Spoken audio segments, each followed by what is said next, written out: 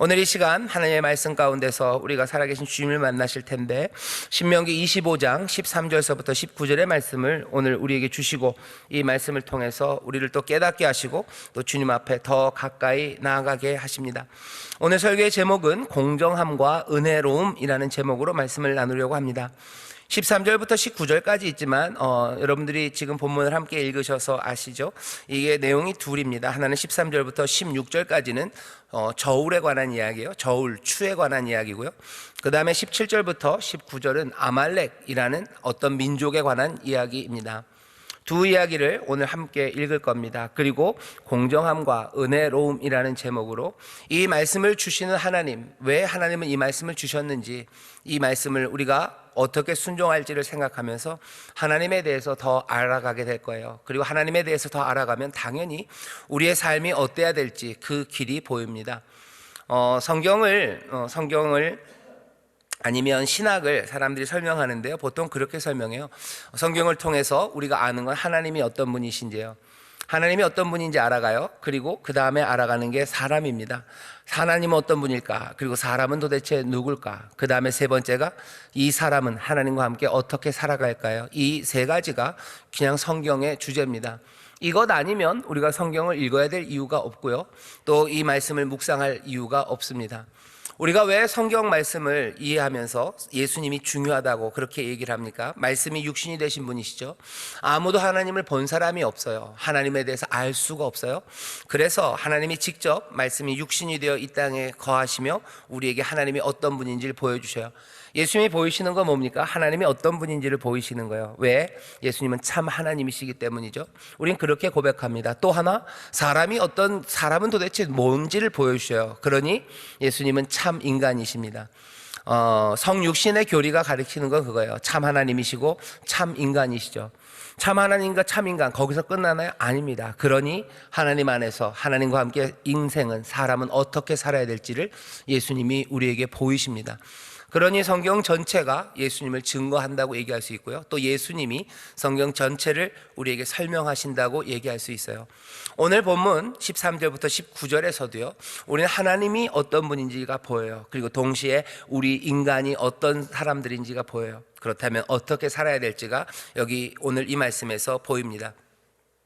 13절부터 16절까지는 저울 그리고 되에 관한 이야기입니다. 제가 한번 다시 읽고 여러분들 들어보시죠. 너는 주머니에 같지 않은 저울추 곧 큰 것과 작은 것을 넣지 말 것이며. 주머니에 저울추가 두 개 있어요. 하나는 큰 거, 하나는 작은 겁니다.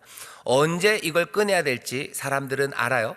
가위바위보 묵찌빠 하는 것 같죠. 언제 묵을 내야 될지, 언제 빠를 내야 될지. 주머니에 두 추가 있습니다. 요러고 있다가요, 싹 꺼낼 때가 있어요. 요거 헷갈리게 꺼내면 안 됩니다. 왜 두 개를 넣는지 사람들은 알아요. 그 다음 14절입니다. 내 집에 같지 않은 돼, 큰 것과 작은 것을 두지 말 것이며. 집에 한 되라고 해서 되박이 있는데 어떤 되는 좀 큰 되고요, 어떤 되는 좀 작은 됩니다. 그렇게 하지 말래요. 네 주머니에 큰 추 작은 추 넣어놓지 말고 네 집에 큰 돼 작은 돼 놓지 말래요. 되박이 클 수도 있고 작을 수도 있죠. 아니요, 되박은 크고 작으면 안 됩니다. 한 되는 같아야 돼요. 도량형은 통일돼야 되죠. 1kg짜리 한 근짜리 추면 한 근이어야 돼요. 어떤 건 한 근짜리 추라고 그러는데 사실은 대보면 한 1.5근이 나오고, 하나는 0.7근 나오고, 이러면 안 됩니다. 모든 사회가 공정한 거래를 위해서요, 도량형을 통일합니다. 나폴레옹이 했던 것 중에 하나가 미터법이에요. 그때까지 있었던 모든 측정하는 그 기준들을요, 나폴레옹이 힘을 가지고 몽땅 다 통일시켜 버렸어요. 그냥 자기가 얼마나 힘이 센가를 보여주려고 하는 것만은 아닙니다. 나폴레옹이 힘이 있었었죠. 힘이 있으니까 그 힘으로 세상을 공평하고 세상을 좀 더 밝게 만들기 위해서 나폴레옹이 한 일입니다. 도량형의 통일이에요. 늘 도량형, 그것들은 공정거래를 위해서 통일돼야 됩니다. 모든 사회가 다 그것들을 추구해요. 하지만 동시에 또 모든 사회 안에는 두 추를 가진 사람들이 있고요, 두 되를 집에다 둔 사람들이 있습니다. 거기에 대해서 하나님은 뭐라고 얘기하십니까? 15절에 오직 10분 공정한 저울추를 두며 10분 공정한 되를 둘 것이라. 그리하면 네 하나님 여호와께서 내게 주시는 땅에서 내 날이 장구하리라. 무릇 이같이 하는 자, 그러니까 두 개를 갖는 사람, 무릇 부정당히 행하는 자, 그 사람은 네 하나님 여호와께 가증하니라 라고 얘기하십니다. 이 말씀이 무슨 말인지 우리는 알아요. 사람들이 왜 두 개를 갖고 있는지도 알아요. 그리고서는 거기에 대해서 하나님이 하시는 말씀을 오늘 우리는 듣습니다. 정직한 거래자들, 10분 공정한 저울추를 사용하고 10분 공정한 퇴를 사용하는 사람들, 그 사람들에 대해서 뭐라고 얘기하셔요? 그 땅에서 장구할 거래요. 이건 하나님의 언약의 축복입니다. 정직한 퇴를 쓰면 너네들이 무슨 돈을 많이 벌 거다라고 얘기하지 않으셔요? 내가 내게 준 그 땅에서 내 삶이 장구한대요. 이 얘기는 하나님께서 그 신실하신 돌보신 가운데 하늘의 복을 누릴 거라고 주시는 약속입니다. 정직한 사람은 그날 저녁에 부정직한 사람들보다 어쩌면 손에 쥐는 게 더 적을지 몰라요. 이틀째도 그럴지 모릅니다. 3일째도 그럴지 모릅니다. 하지만 하나님의 약속은 어떻게 되어 있습니까? 내가 내게 주는 그 땅에서 내 날이 장구할 거래요. 하나님의 복입니다. 하나님이 채우시고 하나님께서 신실하신 사랑과 은혜로 그 삶을 붙잡으실 거예요. 부정직한 사람들이 아마 높은 빌딩 살지도 몰라요. 하지만 하나님은 약속하십니다. 뭐라고요? 네가 따는 그 땅에서 네 날이 장구할 거라고, 내 복을 너희가 누릴 거라고. 정직한 거래자에게 하나님의 신실하심이 그들과 함께하며 하나님께서 그들을 인도하실 거라고 말씀하셔요. 오늘 여기 장사하시는 분들 좀 있으시죠? 정직한 거래자가 되시기를 주의 이름으로 축원합니다. 아멘이 촉촉합니다. 부정직한 자들은 어떻게 하셔요? 부정직한 자들 두 개 쓰는 사람이 있어요. 16절에 보면 무릇 이같이 행하는 자, 무릇 부정당히 행하는 자, 내 하나님 여호와께 뭐라고요? 가증하니라 얘기합니다. 가증하다는 말이 언제 쓰여지는지 우리가 알아요. 보통 우상 숭배하는 사람들 가증하다고 하시죠. 우상을 숭배하는 사람들 가증합니다. 그리고 이방 종교가 하는 어쩌면 아주 비인간적인 일들, 자녀를 갖다 바치고 아니면 온갖 음란한 일들 행하는 이교, 다른 종교의 숭배자들, 그들 향해서 가증하다 그러죠. 이 가증스러운 것들 뿐만 아니라 요즘 많이 문제가 되는데요, 성적인 도착입니다. 성을 바꿔 쓰는 사람들이 있어요. 성을 바꾸는 게 김씨, 이씨를 바꿔 쓰는 게 아니라 남성, 여성을 바꾸는 사람들이 있어요. 바꿔 쓰는 사람들이 있죠. 남자와 여자가 아니라 남자, 여자, 심지어는 동물들 아니면 여러 가지 성적인 것들, 하나님의 질서 그거 말고 바꾸는 것, 그걸 향해서도 하나님께서 가증하다고 하셔요. 가증한 건 그렇게 뭔가 좀 끔찍합니다. 뭔가 심각한 문제들, 종교적인 문제들, 인간의 본성에 관한 이야기들, 그런 것들을 이야기하실 때 가증하다고 하시는데, 오늘 여기는 추를 두 개 가진 거, 그리고 작은 돼, 큰 돼, 그거 두 개 가진 걸 뭐라고 부르셔요? 가증하다고 부르셔요. 그건 가증한 거예요. 그냥 한번 속여서 넘어갈 거 아니고 경제사범이다 얘기하지 않으셔요. 이건 하나님 앞에 가증합니다. 그냥 사람끼리 조금씩 속여먹는 거 아닙니까? 사람끼리 속여먹는 것 같지만 그건 하나님 앞에 역겹습니다. 왜? 하나님께서 가지신 하나님의 뜻에 도전하기 때문이에요. 하나님이 관심을 가지시고 그리고 지키시려고 하는 바로 그 사람들을 향한 악이기 때문에 그렇습니다. 우리가 요즘 계속 신명기 이 뒤쪽을 읽어오면서요, 하나님의 관심이 어디에 있는지 말씀을 드렸어요. 뭔가 이야기가 짧게 이렇게 해라 저렇게 해라 라는 여러 가지 규칙들, 그리고 법도들, 따라가야 될 길들을 가르치면서 거기에 나타나 있는 한 가지 주제는요, 약한 사람들 그리고 부족한 사람들, 그 사람들을 향한 하나님의 배려예요. 그 사람들 잘 살게 하기 위해서요, 하나님이 주신 명령들입니다. 그냥 이 명령을 잘 지키나 안 지키나 지켜보려고 선을 그어 놓으신 게 아닙니다. 그냥 하나님이 그렇게 말하셨기 때문에 선한 게 아니에요. 하나님은 그 선한 것들을 말씀하시는데요, 하나님은 왜 그걸 선하게 생각하시는지 보셔야 됩니다. 그래야 하나님이 어떤 분인지 알아요. 하나님은 약한 사람을 향한 관심이 있습니다. 가난한 사람을 향한 관심이 있어요. 하지만 추를 두 개 쓴다는 건 어떤 의미냐면요, 이런 의미예요. 착취들, 가난들, 그 많은 부분이 이런 속임수, 이런 협잡에서 시작이 됩니다. 사람들이 속아서 빼앗기는 거예요. 속아서 빼앗기죠. 사람들이 정직하게 거래하지 않습니다. 준다고 하고 주지 않고요, 그리고 제대로 줬다고 하면서 사실은 제대로 주지 않아요. 그러면 가난해집니다. 그러면 착취당하는 거예요. 빼앗기는 사람들이에요.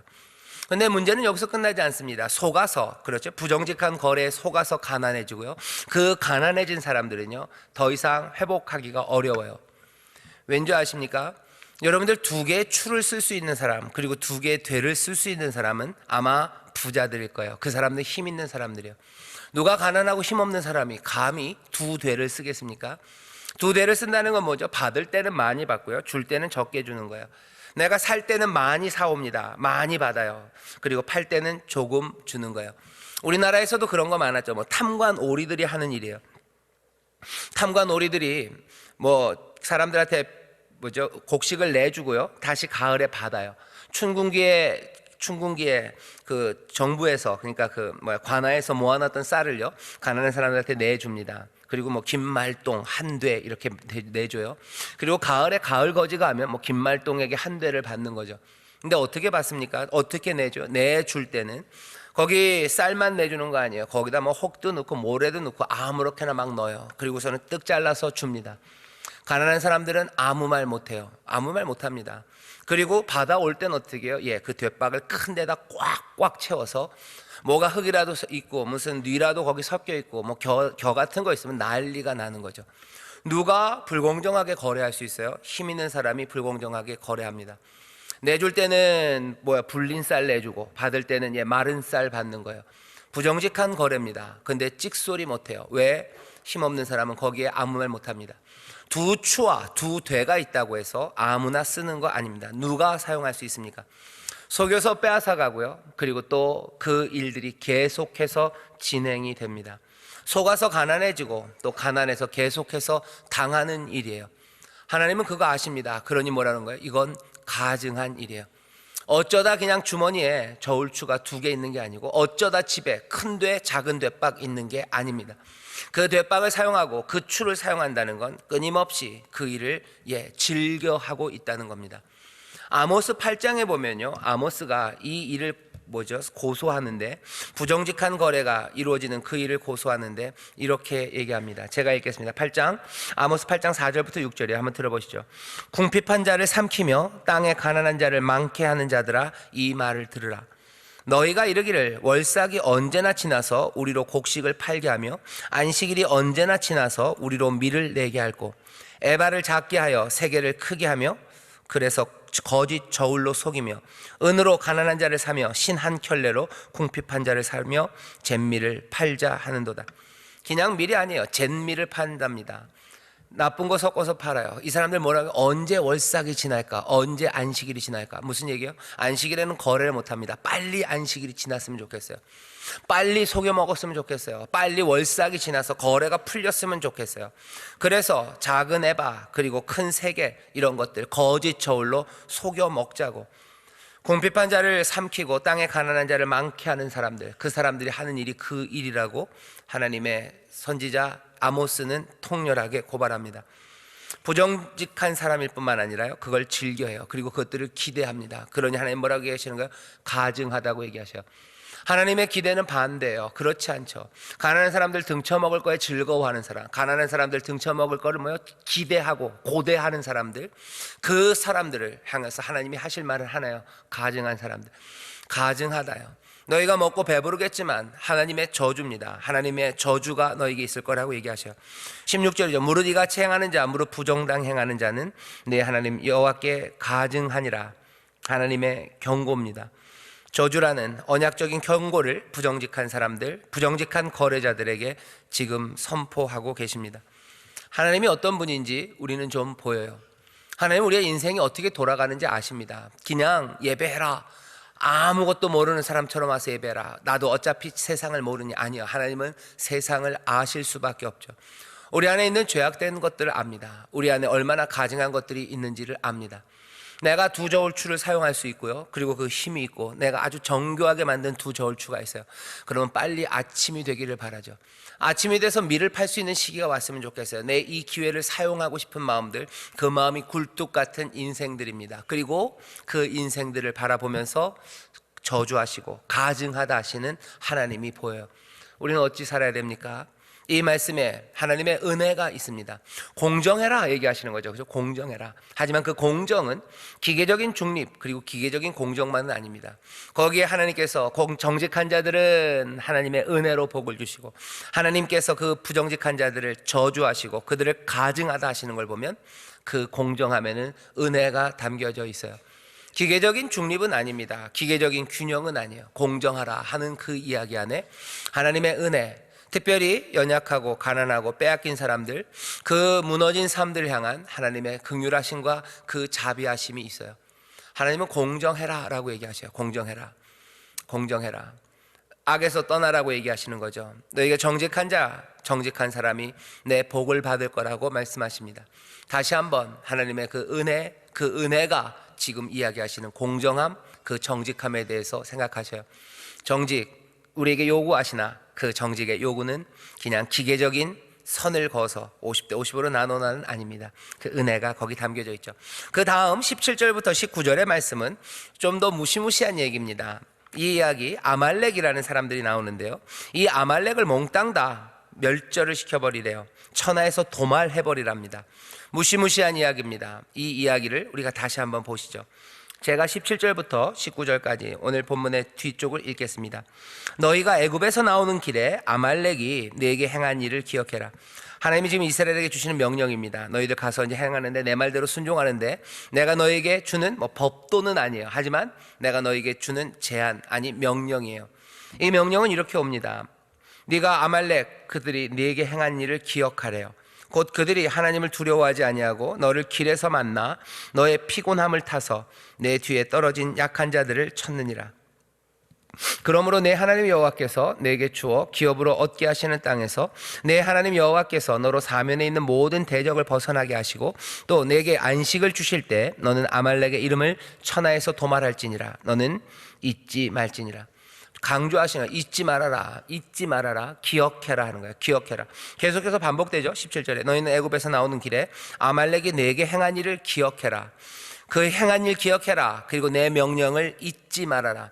반드시 이 일을 기억하고 이 일을 실행하라고 하나님이 말씀하시는 겁니다. 이 일은 그렇게 쉽게 이루어지지는 않았습니다. 모든 대적을 벗어나고 안식을 주실 때가 그렇게 쉽게 오지 않았기 때문이죠. 가나안 땅에 들어가서도, 그리고 사사들이 다스릴 때도, 그리고 사울이 있을 때도, 다윗이 있을 때도 아말렉을 몽땅 다 멸절해서 내보내지는 못했던 것 같아요. 역대상 4장 41절에서부터 43절에 보면 아마도 이사야가 있었던 히스기야 왕 때쯤 거기 있었던 아말렉을 다 몰아냈던 것 같습니다. 그러니까 꽤나 긴 시간이 지났어요. 아마 사람들은 이 말씀을 기억했을 겁니다. 제대로 그 일을 완전히 이루지는 못했어도 이 말씀 그대로 아말렉이 내게 행한 일 기억하고 그들을 도말하라는 그 말씀, 잊지 말라는 그 말씀을 기억해서 결국은 히스기야 왕 때쯤 돼서 그 가나안 땅 이스라엘이 살아가는 그 지역에서 아말렉을 다 없앴어요. 바로 그 아말렉에 관한 이야기입니다. 여기 공정해 보이지 않죠? 왜? 아말렉이 뭘 그렇게 잘못했길래 아말렉이라는 민족을 하나님께서 다 치워버리십니까? 공정하지 않은 것 같아요. 왜 얘네들만이라고 묻게 됩니다. 하지만 그 이유가 오늘 여기 설명이 되어 있습니다. 아말렉을 특별히 하나님께서 저주하신 이유, 도말하라고 하신 이유가 뭘까죠? 여기 출애굽입니다. 애굽에서 나오는 길에 출애굽할 때 아말렉이 네게 행한 일을 기억하래요. 출애굽 때 어떤 일이 있었습니까? 출애굽기 17장에 보면 이 사건이 나와요. 우리가 잘 아는 교회학교 성경 퀴즈대에서 맨날 나오는 문제예요. 모세가 이렇게 팔을 들고 기도할 때 어느 민족이랑 어느 부족이랑 싸운 겁니까? 아말렉이요. 그 다음 문제는 뭐예요? 손을 들면 이기고 손을 내리면 지니까 그 옆에서 손을 들어준 사람은 누굽니까? 아론이랑 훌이에요. 예, 여러분들 성경 퀴즈 보면 잘하실 거예요. 아론과 훌입니다. 그냥 그 사건이에요. 이 사람들이 거기 바로 전에 아말렉과 전쟁하기 바로 전에 있었던 건 무리바 사건입니다. 목이 말라서 죽을 뻔했던 사람이에요. 하나님이 물을 내시긴 내시지만 거기서 사람들의 불평이 극에 달하죠. 사실은 이 사람들이 기쁨이 충만했던 때도 아니고 슬픔과 그리고 분노, 그리고 하나님이 어쩌면 하나님도 이 사람들이 뭔가 싶은 때예요. 애굽에서 나와서 며칠 안 됐을 때입니다. 밤새 애굽에서 비명소리를 듣다가 애굽에 있는 모든 것들을 어쩌면 요구하고 빼앗아서 왔어요. 광야를 지나다가 홍해를 건넌 사람들이에요. 홍해를 건널 때 대단한 기쁨과 그리고 하나님의 기적으로 쫓아오는 애굽의 군세들이 다 죽었어요. 하지만 여전히 피곤한 길입니다. 걸어서 바다를 건넜고요. 거기 보면 미리암과 그리고 이스라엘의 처자들이 그 홍해 바닷가에서 밤새도록 또 춤을 췄대요. 밤새 춤추고 그 쫓아오는 길에 조바심 내며 걸어오고, 광야에 뭐 먹을 게 있었겠습니까? 먹을 것도 떨어지고 마실 것도 없고 지칠 대로 지쳐진 이 사람들입니다. 그 사람들, 그때 출애굽기 17장에 보면 뜬금없이 아말렉과 싸우기 시작합니다. 아말렉이 와요. 아말렉은 여기 본문에 어떻게 되어 있습니까? 기억하라. 그들이 어떻게 했냐? 18절, 곧 그들이 하나님을 두려워하지 아니하고 너를 길에서 만나 너의 피곤함을 타서 내 뒤에 떨어진 약한 자들을 쳤느니라. 출애굽기 17장엔 이렇게 얘기는 안 되어 있습니다. 그냥 붙어서 싸웠다고만 되어 있는데 여기 좀 더 자세하게 나오는 거죠. 아말렉이 뭐 한 거예요? 약한 사람들을 친 거예요. 왜? 어쩌면 약탈을 위해서일 겁니다. 약한 사람들은 누구였을까? 당연히 걷다 보면 뒤에 처지는 사람들이죠. 여러분들 등산 좋아하시나요? 뭐 요즘도 등산하시는 분들 많으실 텐데, 사람들이 함께 등산하면 누가 뒤에 처집니까? 일부러 뒤에서 이렇게 밀고 올라가는 뭐 튼튼한 그 가이드 말고 뒤에 처지는 사람은 약한 사람들이에요. 다리 아픈 사람들 뒤에 처지는 거죠. 노인들 뒤로 처지는 겁니다. 어린아이들 뒤로 처지는 거예요. 병든 사람들 뒤로 처지는 거예요. 아이를 가진 임산부들 뒤로 처지는 겁니다. 빨리 걸을 수 없는 사람들이야. 앞설 수 없는 사람이야. 뒤에 처져 있는 그 사람들. 아말렉이 잘못한 일에 대해서 너희들 아말렉이 너희가 애굽에서 나올 때 한 일을 기억하래요. 그냥 너희와 싸웠다라는 거 아니에요. 감히 하나님의 백성들을 이것들이 전쟁으로, 아니 그 얘기하지 않으셔요. 감히 하나님의 백성과 대적했다고 얘기하지 않으시고요. 하나님을 두려워하지 아니한 건 이 이스라엘이 하나님의 백성인 것을 전쟁을 해서가 아니라 설명은 뭡니까? 너를 길에서 만나 너의 피곤함을 타서 내 뒤에 떨어진 약한 자들을 쳤다는 것에 대해서 하나님은 얘들 아말렉은 하나님을 두려워하지 않네요. 약한 자를 치네. 이것들은 하나님을, 나를 두려워하지 않네. 이 약한 자를 친, 그리고 이 피곤한 자를 덮친 이 사람들을 하나님 뭐라고요? 용서하지 않으시겠대요. 내가 잊지 않겠다요. 잊지 않겠다. 약한 자를, 그 틈을 타서 삼키렸던 자들 내가 잊지 않는다요. 너희도 잊지 말아라. 이건 도말시켜야 된다라고 하나님 말씀하셔요. 다른 어떤 민족도 하나를 콕 집어서 이렇게 말하는 곳이 없습니다. 하지만 이 아말렉은 그렇게 여기 하나님께서 특별하게 저주하셔요. 아말렉은 약한 자들에게 무자비했습니다. 전쟁도 그렇게 하는 것은 아니에요. 우리가 몇 주 전에 이스라엘에게 하나님께서 너희가 전쟁할 땐 이렇게 해라 라고 주신 말씀들을 기억하실 거예요. 전쟁은 어떻게 하는 겁니까? 먼저 싸우는 건가요? 아니요. 먼저는 가서 화친을 청하는 거죠. 너희가 성을 둘러싸고서 먼저 화친, 평화롭게 해결하자고 얘기하래요. 그래서 그 사람들이 성문을 열면 들어가서 그 사람들을 뭐 종으로만 삼아라요. 약탈하고 죽이고, 아니요, 약탈하고 죽이지 않습니다. 그냥 종으로 삼고 그냥 그 땅에서 같이 살아라요. 만약에 그 성이 화친 싫고 전쟁한다 그러면 할 수 없지. 너희들 싸워라요. 싸우는데 어떻게 싸워요? 뒤에도 나오지만 뭐 거기 있는 그 성 주변에 있는 유실수들, 나무들 상하지 말아라. 너희가 나무랑 싸우러 간 거 아니다는 거예요.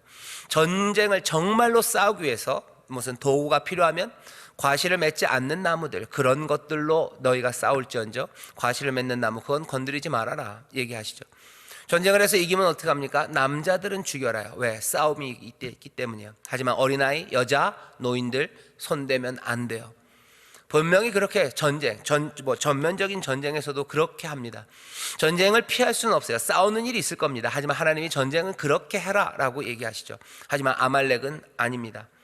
출애굽 직후에 극도로 취약해진 이스라엘을 공격합니다. 동정하는 마음이 없어요. 뒤에 처진 노인들, 연약한 사람들, 방어할 것들이 아무것도 없는 사람들을 공격합니다. 이건 무정함이에요. 극단적인 무정함입니다. 그건 뭐라고 얘기하셔? 이 사람들은 하나님을 두려워하지 않는다고 얘기하셔요. 이 사람들은 무서운 게 없죠. 아무렇게나 해도 되죠. 두려운 게 없어요. 하나님을 두려워하지 않습니다. 변명은 할 수 있어요. 이 사람들이 어떻게 하나님을 압니까? 여호와를 어떻게 알았겠습니까? 하나님 모르는 민족 아닙니까? 하지만 그래도 하나님 앞에 이 일에 대해 도덕적으로 해명해야 됩니다. 로마서 1장에서 바울이 그래요. 하나님께서 이 죄악된 인생들이나 하나님을 알만한 것들을 그 안에 두셨대요. 사람들은 압니다. 이러면 안 되는 거 알아요. 그런데도 불구하고 무정하게 그 일을 합니다. 왜? 눈앞에 먹이가 보이는 거죠. 눈앞에 약한 자들이 보이는 거예요. 방어체가 없어요. 내가 가면 그냥 얻을 수 있어요. 왜? 이 사람들이 약하기 때문이고 지키는 이가 없기 때문이에요. 방어할 수 없고 약한 사람들, 그 사람들을 향해서 덮치는 일들, 거기서 빼앗는 일들, 그 일들을 아무 두려움 없이 합니다. 거기에 대한 하나님의 대답은 이들은 하나님 나를 두려워하지 않는구나요. 나를 두려워하지 않고 약한 자를 쳤다. 그러니 내가 얘기한다는 거예요. 네게 주는 그 땅에서 이들을 다 몰아내래요. 아말렉을 하나님께서 멸하라 라고 하신 건 이 사람들이 이스라엘에 반대해서는 아닙니다. 이스라엘에 반이스라엘이라 이들을 치신 게 아니에요. 이 사람들은 뭐예요? 인간적이지 않았어요. 정말로 인간적이지 않습니다. 말도 안 되는 일을 했다고 얘기하시는 거예요. 이건 하나님의 판단입니다. 우리는 이 말에 동의하는지 물어봐야 돼요. 우리는 동의합니까? 하나님께서 이들을 향해서 이것들은 정말로 하나님 두려워하지 않고 말도 안 되는 무정한 것들이고 인간답지 못하고 인간도 아니다 그러시는 거예요. 그러니 치워버리라는 거죠. 여기에 동의하시나? 하나님은 어떤 분이신지가 우리에게 보여요. 인생이 어떤 사람은 도대체 뭔가가 보입니다. 사람 가운데 이런 무정한 극단적인 무정함이 있는 사람들이 있어요. 약한 것 보면 밥이라고 생각하는 사람이 있어요.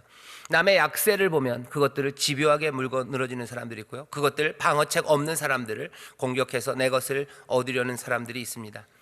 하나님께서 하시는 이 말씀은 그래서 여전히 이제껏 했던 이야기와 같은 맥락에 있어요.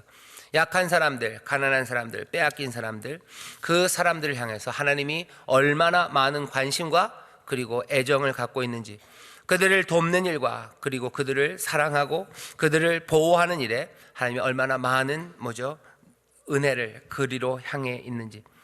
이스라엘이 하나님을 두려워하지 않을 때가 있었습니다. 언제예요? 다른 시간이 아니죠.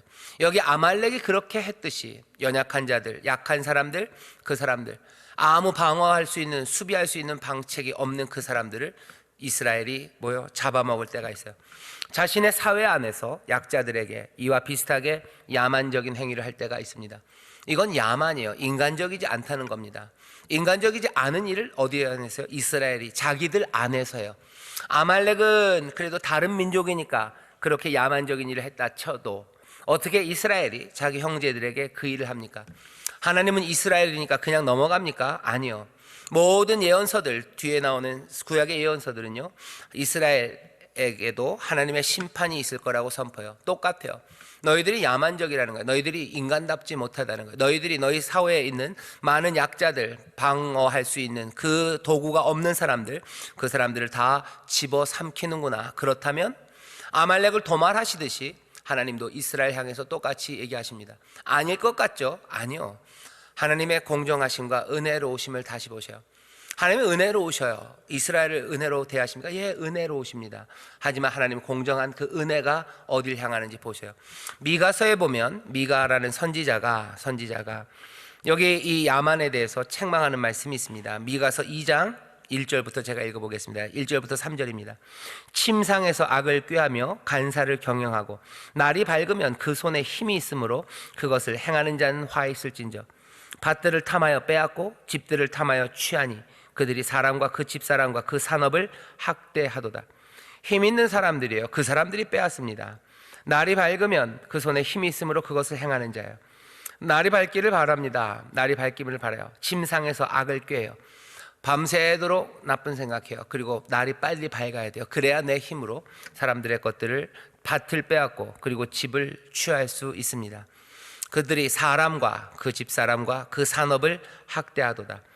2장 3절은 그러므로 여호와의 말씀에 내가 이 족속에게 재앙 내리기를 계획하나니 너희의 목이 이에서 벗어나지 못할 것이요 또한 교만이 다니지 못할 것이라. 이는 재앙의 때임이니라 하셨느니라. 하나님이 뭐라고? 재앙을 내리시겠다고 얘기하셔요. 아말렉이 약한 자를 빼앗듯이 너희도 힘이 있으면 다른 사람들 거 빼앗지. 이건 야만이에요. 돈 많은 사람들, 힘 있는 사람이 방어할 수 없는 사람들 것을 빼앗아 갑니다. 하나님은 그것을 향해서 재앙을 내리시겠다고, 심판하시겠다고 말씀하십니다. 이 땅에 야만적인 일들이 굉장히 많이 일어납니다. 테러범들, 테러하는 사람들이 있어요. 그것도 어린아이들에게 자살폭탄 할 수 있는 폭탄을 입혀서 보내요. 이건 야만입니다. 왜 어린아이에게? 어린아이가 속여먹기 쉬운 거예요.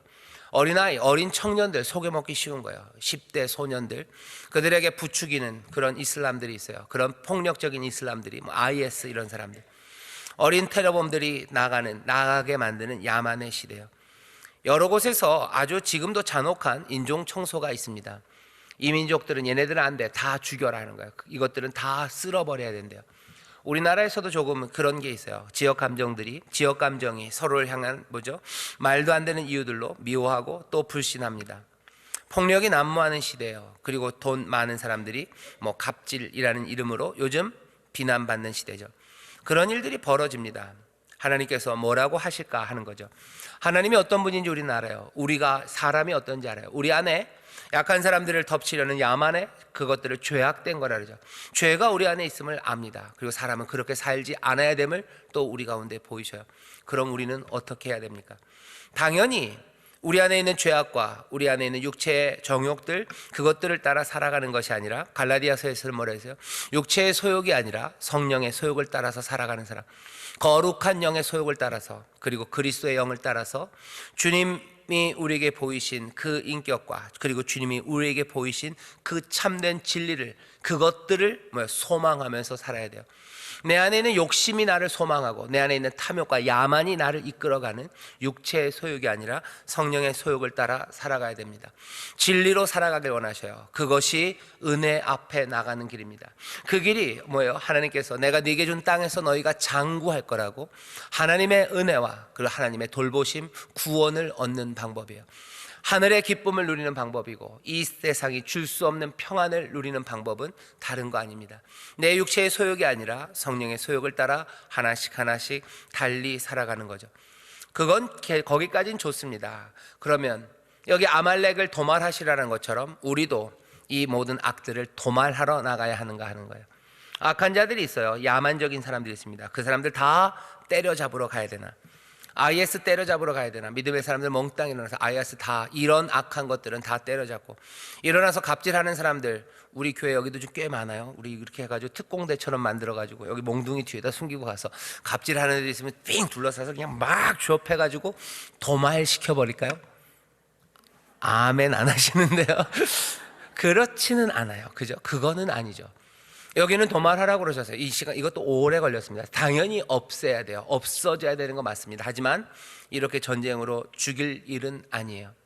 어떻게 해야 됩니까? 제 생각에는 한 세 가지예요. 하나는 하나님의 의에 대한 확신, 그리고 하나님의 심판에 대한 확신이 우리 가운데 필요합니다. 하나님의 의가 이루어질 거예요. 그리고 그 의를 이루시기 위해서 하나님께서 역사하실 것을 우리는 믿습니다. 야만적인 일들, 우리가 하지는 않아도 복수하는 일들, 갚는 일들, 그 의를 실현하는 것, 그건 하나님의 일이에요. 하나님의 나라, 의의 나라가 임한다고 그랬어요. 우리가 의를 만들어낼 건 아닙니다. 의의 나라가 임하고 의에 줄이고 목마른 사람들, 그 나라에서 그 의에 배부르게 하신다고 하셔요. 다시 한번 하나님의 의를 확신하시고 하나님께서 주권적으로 역사하실 것을 붙잡으시고 하나님의 심판, 그 심판이 있을 것을 우리가 분명한 믿음으로 붙잡아야 합니다. 하나님의 의를 믿으셔요. 그리고 하나님의 심판을 믿으십시오. 그날 마지막 날, 요한계시록, 우리가 지금 구역예배에서 요한계시록을 읽는데요, 요한계시록 보면 마지막에 그 책이 펼쳐져요. 그 책에 모든 것들이 다 기록되어 있습니다. 그리고 그것대로 하나님이 판단하실 거예요. 하나님의 심판이, 그리고 하나님의 의가 이룰 것을 믿으며 하나님의 주권적인 역사를 믿으며 한 걸음 한 걸음 이 야만의 시대에 하나님의 공정과 은혜, 그것들을 붙잡고 살아가시기를 주의 이름으로 축원합니다. 옆에 있는 분에게 서로 얘기하셔요. 우리 하나님의 의를 믿읍시다. 하나님의 심판을 믿읍시다. 그냥 믿음 갖고는 안 될 것 같아요. 뭐라고 그래야 돼요? 확실히 믿읍시다. 다시 한번요. 확실히 믿읍시다. 하나님의 의가 이루어질 것과 하나님의 심판이 이루어질 걸 확실하게 믿으셔요. 예, 하나님의 의가 이루어집니다. 세상은 그게 아니라고 많은 사람들이 큰 스피커로 떠들어도 우리의 믿음은 흔들리지 않아야 돼요. 하나님의 의가 이루어지고 하나님이 주권적으로 역사하실 걸 믿어요. 하나님의 심판이 있을 것을 우리는 분명히 믿습니다. 야만의 시대에 우리는 그렇게 살아가야 돼요. 야만의 시대에 우리가 야만으로 대파할 건 아닙니다. 하나님을 신뢰하는 믿음으로 살아가요. 그 다음에 거기서 끝은 아닙니다. 우리에게 주시는 로마서의 말씀은 이렇게 되어 있어요. 세상에 악이 많대요. 하지만 너희들 그 악을 악으로 갚지 말래요. 심판하는 건 여호와께 맡겨라. 너 그를 위해서, 원수를 위해서 기도해라. 그들 머리 위에 숯불을 놓는 거고, 너 선으로 악을 이기라고. 악을 악으로 갚지 말아라. 그리고 선으로 악을 이기라고 얘기하십니다. 어떻게 하셔요? 믿음을 굳게 붙잡으셔요. 그리고 선으로 악을 이기는 그 소망을 여러분들 마음에 품으셔요. 선으로 악을 이길 겁니다. 이게 우리의 소망이에요. 악으로 악을 갚고 싶은 마음이 얼마나 굴뚝 같을 때가 많을지 몰라요. 그냥 쳐들어오는 적의 무리 쫓아가서 그냥 짓밟고 다 죽여버렸으면 좋겠어요. 그런데 악을 악으로 갚지 말랍니다. 악을 악으로 갚지 말고 선으로 악을 이기래요. 선이 악을 이길까? 선으로 악을 이길 수 있을까? 이건 뭡니까? 믿음이기도 하고 이건 소망이기도 해요. 본 적이 별로 없습니다. 본 적이 없어요. 언제 선이 악을 이기던가? 맨날 선은 악에게 당하는 거 아닌가? 언제 참이 거짓을 이기든가? 거짓이 늘 이기던 거 아닌가? 우리는 그 아픔이 있습니다. 그리고 그 슬픔의 역사들이 머리에서 떠나질 않아요. 하지만 우리에게 기억하라고 하시는 게 있어요. 너 기억해라, 너 기념해라 하시죠. 우리에게 기억하고 기념하라고 하시는 건 매번 모일 때마다 우리 성찬 때 기억하실 거예요. 주의 죽으심을 오실 때까지 기념하래요. 주가 오시는 그날까지 주의 의와 그리고 주의 놀라우신 회복과 구원이 이루어지는 그날까지 주의 죽으심을 기억하래요. 그 죽으심을 기억하는 거면 아 그랬구나. 아니요. 그 주의 죽으심이 그 악을 어떻게 이기셨는지 그것들을 기억하셔요. 주의 죽으심은 선이 악을 이기는 겁니다. 생명이 죽음을 삼키신 바로 그 자리예요. 예수 그리스도의 승리를 기억하십시오. 선으로 악을 이기신 그분을 기억하셔요. 은혜가 죄악을 이긴 그 일을 기억하셔요. 그리고 사랑이 모든 미움과 불의와 그리고 모든 어두움을 삼켜 이긴 바로 그 사건이에요. 주의 죽으심을 오실 때까지 기념하라 하시는 거예요. 선이 악을 이기는 거 우리가 딴 데서는 본 적 없어도 매번마다 예배할 때마다 주 앞에 나올 때마다 우리는 그것을 봅니다. 십자가 그것들 바라보는 이유는 뭐예요? 선이 악을 이깁니다. 다른 것들은 이 땅의 다른 증거는 희미할지 몰라요.